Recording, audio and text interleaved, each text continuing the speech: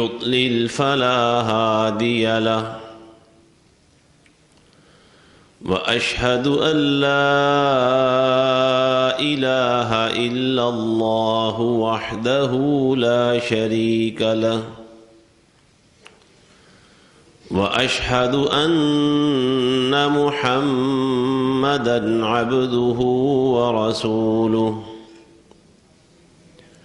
يا أيها الذين آمنوا اتقوا الله حق تقاته ولا تموتن إلا وأنتم مسلمون يا أيها الناس اتقوا ربكم الذي خلقكم من نفس واحدة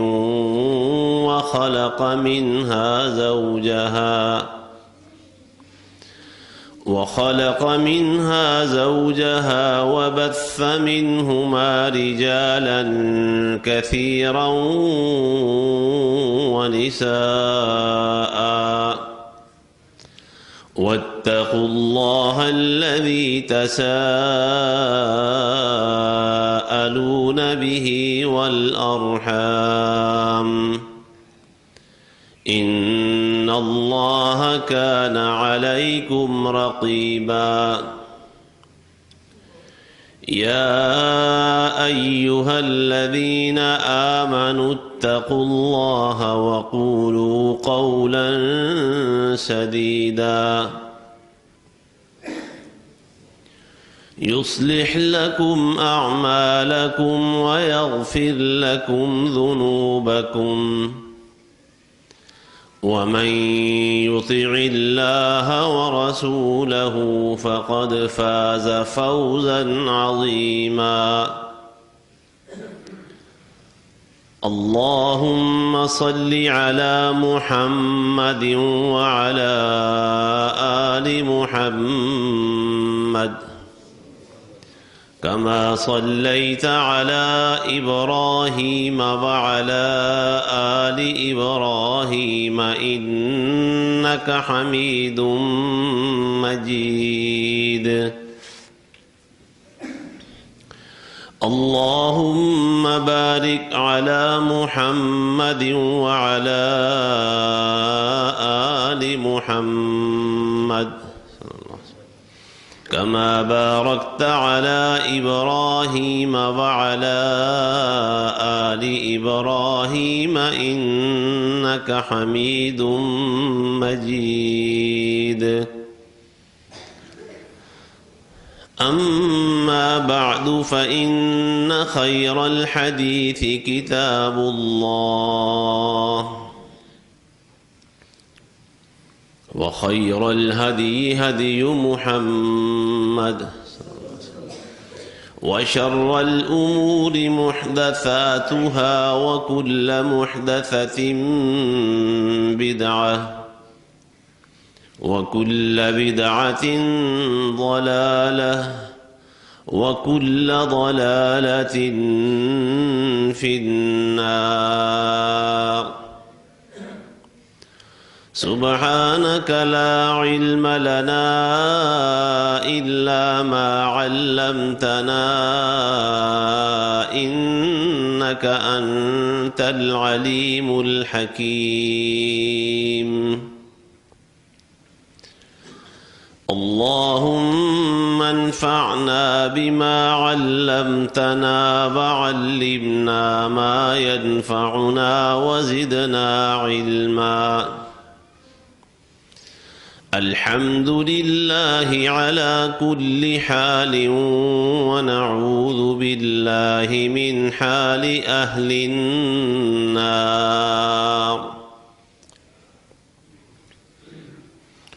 رب أعوذ بك من همزات الشياطين وأعوذ بك رب أن يحضرون أعوذ بالله السميع العليم وبوجهه الكريم وسلطانه القديم من الشيطان الرجيم.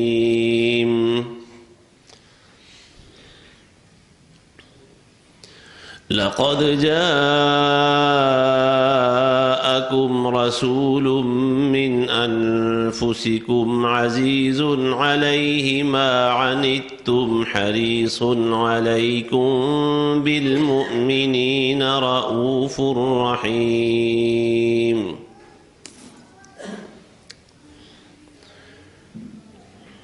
یقیناً تمہارے پاس تمہاری جانوں میں سے ہی ایک رسول آیا، اس پر یہ بات گراں گزرتی ہے کہ تم تکلیف میں مبتلا ہو جاؤ، تمہاری بھلائی کا بہت زیادہ حریص،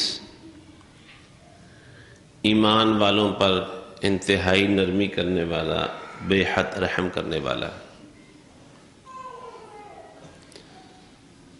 پچھلے خطبے میں اس نقطے پر ہم غور کر رہے تھے کہ اللہ کے پاک پیغمبر سیدنا محمد صلی اللہ علیہ وآلہ وسلم کے طریقے اور آپ کے راستے کے سوا کوئی اور نجات کا راستہ نہیں ہے۔ دنیا اور آخرت میں کامیابی کے جتنے بھی ممکنہ راستے تھے اللہ نے سارے بند کر دیے، ایک ہی راستہ کھلا رکھا ہے اللہ تک پہنچنے کا، اللہ کی جنت تک پہنچنے کا، دنیا اور آخرت میں کامیابی کا، اور وہ راستہ صرف پیارے پیغمبر محمد صلی اللہ علیہ وسلم کا راستہ ہے۔ افسوس کی بات یہ ہے کہ آج ہم مسلمانوں کی اکثریت کو اس کا یقین نہیں رہا۔ ہمیں یہ یقین نہیں ہے کہ واقعی پیارے پیغمبر صلی اللہ علیہ وسلم کا راستہ کامیابی کا راستہ ہے۔ اگر ہمیں یہ یقین ہو، یہ بات ہمارے دلوں میں جڑ پکڑ جائے کہ کامیابی صرف اور صرف اتباع رسول صلی اللہ علیہ وسلم میں ہے، تو پھر ہم کبھی کسی امر میں، کسی معاملے میں، غمی میں، خوشی میں، ظاہر میں، باطن میں، معاشرت میں، معاشیات میں، سیاست میں، کسی معاملے میں ہم ان کی مخالفت کا کبھی سوچ بھی نہیں سکتے، کیونکہ جنہیں یقین تھا کہ کامیابی صرف اور صرف ان کے قدموں میں ہے، کامیابی صرف اور صرف ان کے نقش قدم کی اتباع میں ہے، انہوں نے تو کبھی سوچا ہی نہیں تھا، انہیں تو کبھی خیال بھی پیدا نہیں ہوا تھا کہ ہم کسی معاملے میں اللہ کے نبی کی جان بوجھ کے مخالفت کریں۔ ہماری اکثریت ایسی ہے کہ دانستہ طور پر نبی علیہ السلام کی مخالفت کرتے ہیں، اسے بہت معمولی سمجھتے ہیں، معمولی، کیونکہ ہمیں یقین نہیں ہے۔ ہم سمجھتے ہیں کہ ہم خود سے بھی کامیابی حاصل کر سکتے ہیں دنیا یا آخرت کی، اور یہ احساس ہی دراصل نبی علیہ السلام کی مخالفت کی طرف لے کے جاتا ہے۔ ذرا اپنے جو دنیا کے معاملات ہیں، کاروبار، جس چیز کا انسان کو پتہ ہو کہ میں یہ طریقہ اختیار کروں گا اس میں کامیابی ہوگی، اور فلاں کام اگر کروں گا تو نقصان ہوگا، تو کیا خیال ہے فیصلہ کیا کرتے ہیں؟ نقصان والے راستے پر چلتے ہیں یا نفع والے راستے پر چلتے ہیں؟ جب یہ پتہ ہو کہ یہ طریقہ کروں گا تو اس سے مجھے نفع حاصل ہوگا، یہ فلاں کام کروں گا تو نقصان ہو سکتا ہے، تو نقصان کا تجربہ کرتا ہے یا فائدے والے راستے پر چلتا ہے؟ پہلے سے پتہ ہو، ہاں نفع کے راستے پر چلتے چلتے نقصان ہو جائے تو پھر انسان کہتا ہے کہ جو اللہ کو منظور۔ جب یقین ہو کہ یہ کام نفع والا ہے اور یہ کام، یہ سودا گھاٹے والا ہے، تو کیا خیال ہے ہم میں سے کوئی شخص گھاٹے والا سودا کرے گا؟ نہیں کرے گا. بس یہ سوچ لیں پھر کہ جب ہم پیارے پیغمبر صلی اللہ علیہ وسلم کے کسی بھی عمل، کسی بھی امر، کسی بھی طریقے، کسی بھی سنت اور کسی بھی فرمان کی مخالفت اور نافرمانی کرتے ہیں، ہمیں یہ احساس ہے کہ ہمیں زیادہ پتہ ہے کامیابی کیسے حاصل ہوگی، اس لیے ہم اپنے راستے پر چلتے ہیں. وہ آپ نے قصہ واقعہ سنا ہوا ہے کہ نبی علیہ الصلوۃ والسلام نے جب صحابی کے ہاتھ میں سونے والی انگوٹھی دیکھی اور فرمایا کہ تم نے جہنم کا انگارہ ہاتھ پہ رکھا ہوا ہے، اور وہ اسی لمحے انگوٹھی اتار کے پھینک دیتے ہیں. پیارے پیغمبر صلی اللہ علیہ وسلم کے چلے جانے کے بعد دوست مشورہ دیتے ہیں کہ انگوٹھی اٹھا لو، گھر میں تمہاری بیوی کے، بہن کے، کسی خاتون کے کام آ جائے گی.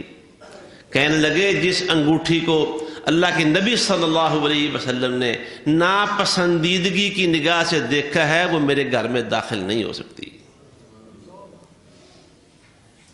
انہیں یہ یقین تھا،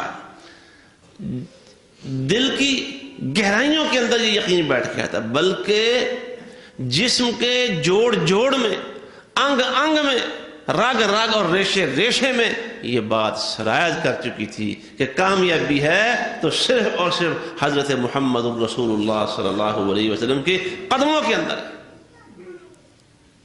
بس یہی فرق ہے ہمارا اور ان کا. دیکھیں بات یاد رکھیں، یہ جو نالج ہے نا، نالج، علم کہ کسی بات کا علم ہو گیا ہے، ایک چیز میرے اور آپ کے نالج میں آ گئی ہے، اس میں اور یقین میں بڑا فرق ہے. ہمارے علم میں یہ بات ہے، ہمارے نالج میں یہ بات آ گئی ہے، ہم نے کہیں نہ کہیں سے یہ بات سن اور پڑھ لی ہے کہ کامیابی رسول اللہ صلی اللہ علیہ وسلم کی اتباع میں، لیکن ہمیں اس کا یقین نہیں ہے، ہماری اکثریت کو یقین نہیں ہے. بند کر دے، بیل بند کر دے. ہماری اکثریت کو اس کا یقین نہیں ہے، جبھی تو منہ دوسری طرف کرتے ہیں، کبھی کدھر دیکھتے ہیں، کبھی کدھر دیکھتے ہیں، کبھی کسی پگڈنڈی پہ چلتے ہیں، کبھی کسی پہ چلتے ہیں. اللہ قرآن میں کیا فرماتا ہے؟ انما المؤمنون الذین آمنوا باللہ ورسولہ ثم لم یرتابوا. مومن ہے کون؟ انما یہ عربی کا لفظ ہے، اسے کلمہ حصر کہتے ہیں، یعنی ایک دائرہ لگا دیا گیا ہے، ایک باؤنڈری کھینچ دی گئی ہے کہ اس دائرے کے اندر اندر جو ہیں وہ مومن ہیں اور اس دائرے کے باہر والے مومن نہیں ہیں. فرمایا حقیقت میں مومن تو بس وہی ہیں جو اللہ اور اس کے رسول پر جب ایمان لائیں پھر انہیں کسی قسم کا شک نہ رہے، شک نہ ہو، کیونکہ ایمان اور شک یہ دو چیزیں جمع نہیں ہو سکتی، یہ دونوں متضاد چیزیں ہیں. اگر یقین ہے تو ایمان ہے، اور اگر یقین نہیں ہے تو پھر ایمان بھی نہیں ہے. شک نہیں ہوتا. اللہ نے بات کیسی واضح کر دی کہ مومن ہو اور اسے اللہ اور اس کے رسول صلی اللہ علیہ وسلم کی باتوں میں شک ہو، یہ دو چیزیں ایمان اور شک جمع نہیں ہو سکتے. اچھا یہ ہم سوچیں، اپنے آپ سے پوچھیں، اگر ہمیں اللہ اور اس کے نبی کی باتوں میں شک نہیں ہے، یقین ہے، تو پھر اتباع کیوں نہیں ہے ان کی؟ پھر دنیا کی ہر جہت سے اپنی آنکھیں بند کر کے سیدھے کے سیدھے اللہ اور اس کے نبی کے راستے پر چلتے کیوں نہیں؟ اگر ہمیں یقین ہے کہ بات اللہ کی ٹھیک ہے، بات اللہ کے نبی کی ٹھیک ہے، تو پھر غیر مشروط ان کی اطاعت اور اتباع کیوں نہیں ہے؟ غیر مشروط. غیر مشروط کا مطلب کیا ہے؟ مصور کھینچ وہ نقشہ جس میں یہ صفائی ہو، ادھر فرمان پیغمبر ہو، ادھر گردن جھکائی ہو. بلکہ مومن کا حال تو یہ ہوتا ہے، نری گردن جھکائی ہو والا معاملہ نہیں، گردن کٹائی ہو والا معاملہ بھی آ جاتا ہے. وہ تو گردنیں کٹانے تک چلے جاتے ہیں. کیوں؟ اللہ کے نبی کا فرمان ہے صلی اللہ علیہ وسلم. تو راستہ جب ہمیں یہ معلوم ہو گیا ہے کہ ایک ہی راستہ ہے کامیابی کا، کوئی ہے ہی نہیں، سارے بند ہیں، تو پھر نفس کی، خواہشات کی، فیملی کی، والدین کی، بیوی کی، بچوں کی اور دوسرے کئی راستے ہم بنا رہے ہیں، ان کی اتباع کیوں کرتے ہیں؟ تو حضرات اس بات کا اپنے اندر اپنے گھروں میں بیوی بچوں میں یہ احساس اور یقین پیدا کریں کہ کامیابی کہیں نہیں ہے سوائے حضرت محمد صلی اللہ علیہ وسلم کی غلامی کے. ان کی غلامی کا ہار گلے میں پہنیں، ان کے نقش قدم پر چلیں، ان کے طور طریقے اپنائیں، اپنے ظاہر میں، اپنے باطن میں، اپنی وضع قطع میں، اپنے لباس میں، اپنی غمیوں میں، اپنی شادیوں میں، اپنے لینے میں، اپنے دینے میں، رشتے ناطے طے کرنے میں اور توڑنے میں صرف اور صرف انہیں کی اتباع، ان کا رنگ اپنائیں. کیوں؟ اللہ نے فرمایا جو نبی تمہارے پاس آئے ہیں نا ان کی شان کیا ہے، خوبی کیا ہے. لقد جاءکم رسول من انفسکم عزیز علیہ ما عنتم، تمہارا تکلیف میں پڑنا انہیں بڑا مشکل ہوتا ہے، گراں گزرتا ہے. یہی تو وجہ ہے کہ آپ راتوں کو اٹھ کے جب ساری دنیا سو رہی ہوتی تھی آپ اٹھ کے مصلی پہ اپنی امت کی بخشش، اپنی امت کی نجات کے لیے رو رو کے دعائیں کرتے تھے کہ مصلی بھیگ بھیگ جاتا تھا. آپ صلی اللہ علیہ وسلم تو بخشے بخشائے ہوئے تھے. سیدہ عائشہ رضی اللہ عنہا نے جب کہا کہ اللہ کے نبی صلی اللہ علیہ وسلم آپ تو بخشے بخشائے ہوئے ہیں، آپ نے اس کی وجہ یہ بتائی کہ پیاری عائشہ جس اللہ نے مجھے یہ شان، یہ عزت و مقام بخشا ہے، کیا میں اس کا شکر نہ ادا کروں؟ شکر ادا کرتے تھے، لیکن اس شکرانے کے بیچوں بیچ ہمیشہ پیارے پیغمبر صلی اللہ علیہ وسلم اپنی امت کی، میری اور آپ کی نجات کے لیے دعائیں کیا کرتے تھے. یار آج ہم ان کے زمانے سے 15ویں صدی کے اندر آ گئے ہیں. وہ تب ہمارے لیے اللہ کے حضور بخشش کی رو رو کے دعائیں کرتے تھے. ہمیں اس کی کتنی قدر ہے، ہمیں اس کا کتنا احساس ہے، ہم نے اس کی کتنی لاج رکھی ہے کہ وہ پیارے پیغمبر صلی اللہ علیہ وسلم. ہم پوری دنیا جب سوتی ہے وہ اس لمحے رات کو اٹھ کے اللہ کے آگے رویا کرتے تھے. اور نبی علیہ السلام سے جب پوچھا گیا، اما جان عائشہ رضی اللہ عنہا نے پوچھا کہ اللہ کے نبی آپ قیامت کے دن اپنے اہل کو یاد کریں گے؟ آپ نے فرمایا پیاری عائشہ 3 مرحلوں پر کوئی کسی کو یاد نہیں کرے گا، لیکن پھر بھی آپ نے فرمایا کہ جب میری امت پل صراط سے گزر رہی ہوگی میں وہاں پل صراط کے پاس کھڑا ہو کے اللہ سے اپنی امت کے سلامتی سے گزر جانے کے لیے دعائیں کر رہا ہوں. سلامتی سے گزر جانے کتنا احساس ہے ہمیں یار. جب کبھی اس ہستی کی مخالفت اور نافرمانی کرتے ہیں کبھی پسینہ نہیں آیا ہمیں، کبھی کوئی حیا کی رمق اور لہر نہیں ہمارے اندر پیدا ہوئی کہ کس کی مخالفت کر رہے ہیں، نافرمانی کر کس کی رہے ہیں. اللہ نے فرمایا کہ تمہارے حصے میں وہ نبی آیا ہے عزیز علیہ ما عنتم حریص علیکم، جو تمہاری بلائی کا بہت چاہنے والا ہے. اتنی مثالیں ہیں یہ نبی علیہ السلام نے. آپ دیکھیں بات سوچیں گے یار اتنی معمولی معمولی باتیں، اتنی چھوٹی چھوٹی باتیں. یہ نبی علیہ السلام نے کھڑا ہو کے جوتا پہننے سے منع کیا ہے، کھڑا ہو کے جوتا نہ پہنو. اس حکم کے بارے میں اہل علم کی رائے 2 ہیں. بعض تو کہتے ہیں کہ یہ فرض ہے اس پر عمل کرنا، بعض نے مختلف اور قرائن اور دلائل دیکھ کر کہا فرض تو نہیں ہے لیکن بہتر ہے کہ بندہ کھڑا ہو کے جوتا نہ پہنے بیٹھ کے. وہ وجہ کیا ہے؟ کہتے ہو سکتا ہے کھڑا ہو کے جوتا پہننے سے وہ جوتے، ایک تو چپلیں ہوتی ہے نا انسان آرام سے پہن کے چلا جاتا ہے، خاص طور پر جو جوتا تسموں والا جوتا ہے یا جسے آپ کھڑا ہو کے انگلی ڈال کے کوئی چیز مشکل سے پہنتے ہیں، اندر پاؤں ڈالتے ہیں کہ کہیں کھڑے کھڑے میرا امتی گر نہ جائے اور اسے چوٹ نہ لگ جائے. ایک جوتا پہنا ہوا ہے ایک اتارا ہوا ہے، فرمایا اس طرح نہ چلو، یا دونوں جوتے پہنو یا دونوں اتار دو، کیونکہ جب ایک جوتا پہنا ہوا ہوگا ایک اتارا ہوا ہوگا عدم توازن کی وجہ سے ان بیلنس ہو گئے، بندہ گر سکتا ہے. نبی علیہ السلام نے اپنی امت پر رحمت کرتے ہوئے کہا کہ اس طرح نہ کیا کرو. یہ چھوٹا بچہ جسے ماں باپ انگلی پکڑ کے چلاتے ہیں اور اس کے گرنے کے بارے میں بڑے فکر مند ہوتے ہیں، گر نہ جائے، دھیان سے سنبھل کے پیچھے سے دیکھتے ہیں، دعا دیتے ہیں او خیر ہو، اور سلامتی ہو. پھر وہ بڑا ہوتا چلا جاتا ہے, گھر سے جاتا ہے, حتیٰ کہ ماں باپ اپنے بچوں کی شادیاں کر دیتے ہیں, وہ صاحب اولاد ہو جاتے ہیں. بیٹا جب گھر سے جاتا ہے, ماں پیچھے موجود ہوتی ہے, تو ماں پھر کہتی ہے پتر تیان نہ جائیں تے تیان نہ لائیں, حالانکہ وہ صاحب اولاد ہو گیا ہے. پھر جب خیریت سے واپس گھر پہنچ جاتا ہے تو ماں باپ شکر ادا کرتے ہیں اللہ کا, یا اللہ تیرا شکر ہے خیریت سے گھر واپس آ گیا. کتنی رحمت ہے ماں باپ کے دلوں میں اپنی اولاد کے لیے. جو صاحب اولاد ہونے کے بعد بھی ماں باپ ان کے معاملے میں غافل نہیں ہوتے اکثر.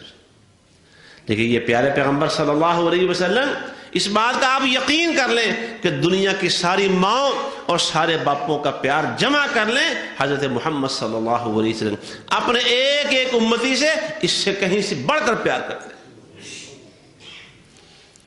یہ راستہ کوئی نہیں ہے, کہاں جاؤ گے, کیا متبادل ہے میرے اور آپ کے پاس, کس برتے پر مخالفت کرتے ہو, کس برتے پہ ڈٹائی کے ساتھ اللہ کے نبی کی سنتیں چھوڑے ہوئے ہو, کون سا مان ہے میرے اور آپ کے پاس حضرت محمد صلی اللہ علیہ وسلم کے سوا. وہ اس نے کہا تھا سیدنا اکرمہ رضی اللہ تعالیٰ عنہ کی بیوی نے, آپ کو یاد ہوگا کہ جب نبی علیہ السلام کو اللہ نے مکہ کی فتح عطا فرمائی تو آپ نے کچھ لوگوں کے نام بلیک لسٹ میں لکھوا دیے تھے کہ یہ جہاں بھی ملے کعبۃ اللہ کے غلاف سے چمٹے ہوئے مل جائیں, ان کو قتل کر دو. ان میں ایک اکرمہ رضی اللہ عنہ بھی تھے, ابو جہل کے بیٹے, کیونکہ ابو جہل نے اس کے ترکش میں جتنے تیر تھے اسلام اور حضرت محمد صلی اللہ علیہ وسلم کی مخالفت میں سارے کے سارے استعمال کیے تھے. اور بیٹا بھی اپنے باپ کے نقش قدم پر تھا اسلام کی مخالفت میں. اکرمہ رضی اللہ عنہ کو جب یہ علم ہوا بھاگ گئے, بیوی پکڑ کے لے آئی, اور بیوی نے ایک نقطہ سمجھا دیا تھا کہ اکرمہ اب جس ہستی سے تم بھاگ کے جا رہے ہو دنیا میں تمہیں کہیں پناہ نہیں ملے گی سوائے اس ہستی کے پاس, وہی ملے گی, نجات کہیں نہیں. اور اسے یہ بات سمجھ میں آ گئی تھی سیدنا اکرمہ رضی اللہ عنہ. ایسے ہی سیدنا عدی بن حاتم رضی اللہ تعالیٰ عنہ, حاتم طائی کا نام تو آپ نے سنا ہوا نا, عرب کا مشہور سخی شخص تھا جس کی صحابت کے چرچے تھے بہت زیادہ. ان کے بیٹے نبی علیہ السلام نے ان کے قبیلے کو پکڑا, عدی بھاگا ہوا تھا, تو بہن گئی, بہن نے کہا حضور مجھے اجازت دیجیے میں اپنے بھائی کو کہیں سے پکڑ کے لاؤں. بہن اپنے بھائی کو پکڑ کے لاتی ہے, اس نے بھی کہا ہے عدی میں نے دیکھ لیا ہے, بھاگ جاؤ جہاں مرضی, تمہیں کہیں پناہ نہیں ملے گی, پناہ ملے گی تو حضور محمد صلی اللہ علیہ وآلہ وسلم کے قدموں کے اندر آ کے ملے گی. یار کہاں منہ کیا ہوا ہے ہم نے, کدھر منہ اٹھایا ہوا ہے, کس برتے پر, کس بھروسے پر, کیا مان ہے میرے اور آپ کے پاس سوائے اس کے کہ محمد رسول اللہ صلی اللہ علیہ وسلم کی امتی ہیں. ہم دنیا بھر کی خاک چھان رہے ہیں, اپنے گھر کا سونا جو اللہ نے دیا تھا وہ سونا تو کچھ بھی نہیں. میں کہتا ہوں نبی علیہ السلام کی سنت, ایک سنت دنیا کے سارے سونے سارے خزانوں سے کہیں بڑھ کر قیمتی ہے. یہ میں نہیں کہہ رہا, یہ میری بات نہیں ہے, اللہ کے پاک پیغمبر صلی اللہ علیہ وسلم نے فرمایا تھا. آپ نے فرمایا رکعتا الفجر خیر من الدنیا وما فیہا, یہ فجر کی نماز کی 2 سنتیں, پہلی 2 سنتیں, صرف پہلی 2 سنتیں یہ دنیا کے سارے خزانوں سے زیادہ افضل ہے, صرف 2 سنتیں فجر کی. تو کہاں کون سی قیمت چاہیے ہمیں, کون سے خزانے چاہیے, کون سے کامیابی کے ہمیں جھنڈے چاہیے حضرت محمد صلی اللہ علیہ وسلم کی غلامی چھوڑ کر. وہ رؤوف الرحیم ہیں, نرمی کرنے والے, رحم کرنے والے. کیسی نرمی تھی امت میں, ایک واقعہ سنیے, کیسی نرمی تھی, کیسا پیار تھا اپنی امتوں سے. آپ صلی اللہ علیہ وسلم, سیدنا ابو ہریرہ بیان کرتے ہیں رضی اللہ کہ بھوک کی شدت تھی, میں بھوک کی وجہ سے بے ہوش ہو جاتا تھا, مانگتا نہیں تھا, کیونکہ پیارے پیغمبر صلی اللہ علیہ وسلم نے سوال کرنے سے منع کیا ہوا تھا کہ سوال کرنا اچھی عادت نہیں. سبق یاد کرنے میں رہتا تھا, منڈیوں میں باغوں میں کام کرنے نہیں جاتا تھا, حدیث یاد کرتا رہتا تھا. احساس یہ تھا کہ میں بڑی دیر سے نبی علیہ السلام کی غلامی میں آیا ہوں، تاخیر بڑی ہو گئی ہے، ٹائم تھوڑا ہے، تو دنیا کے دندوں میں پڑ گیا تو اور پیچھے رہ جاؤں گا۔ ابو ہریرہ مسجد میں بیٹھو اور اپنا سبق یاد کرو۔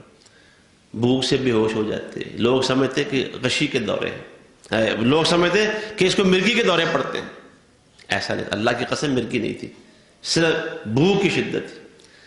سوال نہیں کرنا تو کیا کروں، پیٹ اندر سے کٹ رہا ہے بھوک کی وجہ سے۔ ایک تدبیر سوجی، راستے میں بیٹھا، حضرت ابو بکر آئے اور قرآن کی ایک آیت کا مطلب پوچھا جن میں کھانا کھلانا کی فضیلت بیان ہوئی تھی، اس کا مطلب کیا ہے؟ انہوں نے سیدھا سادہ سا مطلب بتایا اور اپنی منزل کی طرف ہو لیے۔ اس کے بعد عمر فاروق آ گئے رضی اللہ عنہ، ان سے بھی مطلب پوچھا آیت کا، انہوں نے بھی مطلب بتایا علمی حوالے سے اور چلے گئے۔ اس کے بعد اللہ کے حبیب محمد صلی اللہ علیہ وسلم آ گئے، اس آیت کا بڑے معصومانہ انداز میں مطلب پوچھا۔ پیارے پیغمبر صلی اللہ علیہ وسلم نے چہرے کو دیکھا، ابو ہریرہ کے چہرے پہ نظریں گاڑ دیں اور مسکرا پڑے۔ فرمایا ابو ہریرہ آؤ میرے ساتھ، تمہیں آیت کا مطلب بتاتے ہیں۔ نبض شناس، رمز شناس پیارے پیغمبر محمد صلی اللہ علیہ وسلم، امت کے دکھ سمجھنے والے، امت کے امراض سمجھنے والے، ان امراض کا حل کرنے والے، ان کا علاج بتانے والے، شافی علاج، سارے غموں پر مرہم کی پٹی رکھنے والے، سارے غموں کا مداوع کرنے والے محمد رسول اللہ صلی اللہ علیہ وسلم۔ گھر سے جا کے پوچھا، دودھ کا ایک پیالہ آیا ہوا تھا۔ ابو ہریرہ کہتے ہیں رضی اللہ عنہ میری جان میں جان آئی کہ کام بن گیا۔ آپ نے کہا ابو ہریرہ جاؤ مسجد میں تمہارے جو صفہ والے ساتھی ہیں ان سب کو بلا لاؤ۔ دل دھڑکا ایک دفعہ کہ دودھ کا ایک پیالہ ہے، یہ تو مجھے اکیلے کے لیے کافی ہے، لیکن اللہ کے نبی صلی اللہ علیہ وسلم کے فرمان پر عمل کے بغیر کوئی راستہ نہیں تھا۔ یہی تو صحابہ کرام کی خوبی اور کمال تھا کہ عسر و یسر میں جب آسانی ہوتی تھی، آسانی میں تو نبی علیہ السلام کی فرمانبرداری کیا ہی کرتے تھے، تنگی کے حالات بھی کرتے تھے۔ ساتھیوں کو بلایا، دیکھا تو وہ 70 لوگ نکل آئے، 70 افراد، 70 لوگ، دودھ کا ایک پیالہ۔ دل میں یہ امید تھی اللہ کے نبی فرمائیں گے یہ لو ابو ہریرہ پہلے تم پی لو، لیکن آپ نے فرمایا نہیں ابو ہریرہ اپنے ساتھیوں کو پلاؤ، پہلے تربیت ہو رہی ہے۔ اور خود کو بھوک میں رکھ کر دوسروں کو کھلانا یہ میرے اور آپ کے نبی کی سنت ہے۔ اپنے منہ کے نوالے دوسروں کے منہ میں ڈالنا یہ میرے اور آپ کے نبی کی سنت ہے۔ خود بھوکے رہنا، دوسروں کو پیٹ بھر کے کھلانا میرے اور آپ کے نبی کی سنت ہے۔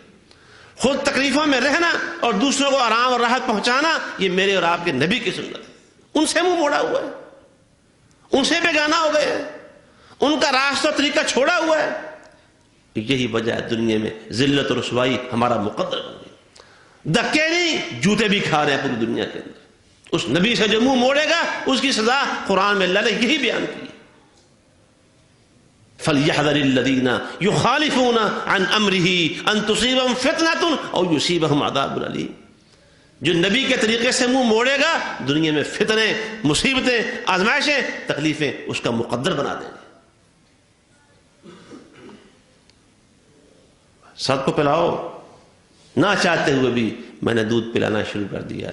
70 لوگوں نے پی لیا، دودھ کے پیالے میں کوئی کمی نہیں آئی تھی، کوئی کمی نہیں آئی تھی۔ پھر نبی علیہ السلام نے کہا ابو ہریرہ تم پیو، خود پھر نے پیا۔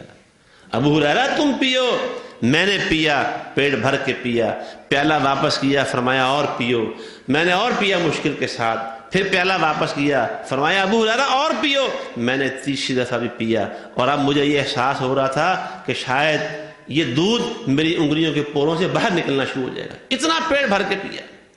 میں نے نبی علیہ السلام کو پیالہ دیا اور میرے نبی نے 70 اور 71 صحابہ کے منہ کو لگا ہوا پیالہ، اور جسے جوٹھا کہتے ہیں، جوٹھا، 70 اور 71 صحابہ کا جوٹھا، پھر آخر میں سب سے آخر میں میرے اور آپ کے پیغمبر محمد صلی اللہ علیہ وسلم نے پیا۔ یار کوئی معمولی نبی ہے، کوئی معمولی ہستی ہے، کوئی کم شان ہے ان کے، جس سے منہ موڑا ہوا ہے میں نے اور آپ نے؟ کہاں گھوم رہے ہیں، کہاں کی گردشوں کے اندر پڑے ہوئے؟ 70 70 اور 71 لوگوں کے منہ کے ساتھ لگا ہوا پیالہ سب سے آخر میرے اور آپ کے محبوب پیغمبر نے پیا ہے. یہ جھوٹا بوٹھا لیے پھرتے ہیں، ہم پتہ نہیں کون سی ثقافت آ گئی ہمارے اندر. اور نبی سے شان اونچی ہے میری اور آپ کی. دوسروں کا چھوڑا ہوا سالن اور چاول اور ان کا چمچ اپنے منہ کو نہیں لگاتے. تمہارا منہ زیادہ پاک ہے، تم زیادہ پاکیزہ ہو، تم زیادہ شان و شوکت والے ہو کہ جو چمچ کسی دوسرے کے منہ میں چلا جائے وہ میرے اور آپ کے منہ میں نہیں جا سکتا. نبی سے اونچی شان ہے. میں اور آپ زیادہ پاکیزہ رہنے والے ہیں، صفائی ستھرائی کا اور بیماریوں کا مجھے اور آپ کو زیادہ احساس ہے. کون سی ثقافت آ گئی ہے ہمارے اندر؟ کون سی تہذیب آ گئی ہے؟ کہاں سے تعلیم پڑھ لی ہے میں نے اس نبی پیارے کی تعلیم کو چھوڑ کے؟ 70 لوگوں 71 لوگوں کا جھوٹا میرے اور آپ کے نبی نے پیا صلی اللہ علیہ وسلم. یہ جھوٹے کا کوئی تصور نہیں ہے. ہاں ٹھیک ہے، تہذیب سے کھانا چاہیے، برتن نبی علیہ السلام کی سنت کے مطابق صاف کرنا چاہیے. لیکن اگر سالن بچ گیا ہے، اس بچے ہوئے سالن کو جھوٹا قرار دے کے تم نالیوں کے اندر بہاتے ہو، کون سی تہذیب ہے یہ؟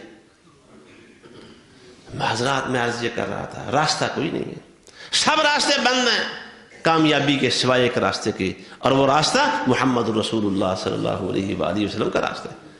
چھوڑیں اپنے قیاس، چھوڑیں اپنی خواہشات، چھوڑیں فلاں اور فلاں کو، آ جائیں محمد عربی صلی اللہ علیہ وآلہ وسلم کے قدموں کے اندر جھک جائیں. آپ کی غلامی کا حال اپنے گلوں میں ڈال لیں. اللہ دنیا اور آخرت کی بادشاہتیں آپ پر فتح کرے گا. وآخر دعوانا ان الحمد للہ رب العالمین.